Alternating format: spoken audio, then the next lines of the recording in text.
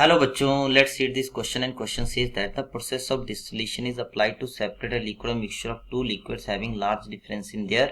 यहाँ पे हमें बताना है क्या डिफरेंस होगा। देखिए यहाँ पे अगर हम की कंसेप्ट की बात करें, की कंसेप्ट हमारे पास क्या आ जाता है, की कंसेप्ट जो है दैट इज योर डिस्टिलेशन। तो की कंसेप्ट अगर हम देखें तो की कंसेप्ट क्या बनेगा, that is distillation.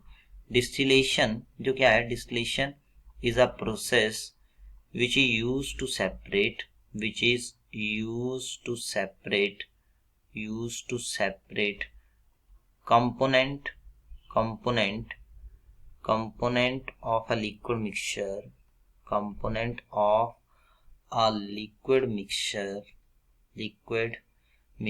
having large difference in their boiling point, which have large difference in their melting point, in their boiling point, difference in their boiling point, जिनके बॉइलिंग पॉइंट में हमारे पास क्या होता है, लार्ज डिफरेंस होता है।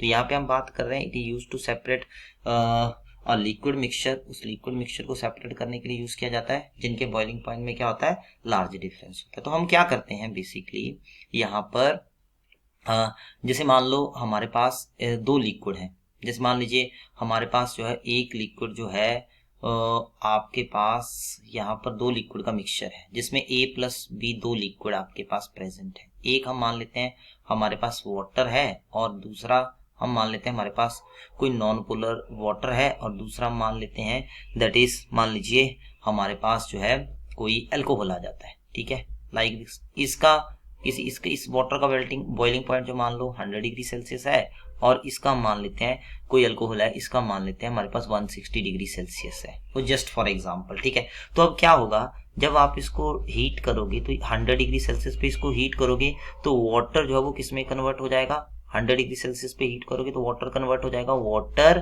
Vapours में। तो वाटर वेपर्स में कन्वर्ट हो जाएगा, तो हम इन वाटर वेपर्स को पास करते हैं कंडेंसर से। कंडेंसर में ये क्या करेंगे, ये कूल डाउन हो जाएंगे और फिर से किसमें कन्वर्ट हो जाएंगे, लिक्विड में।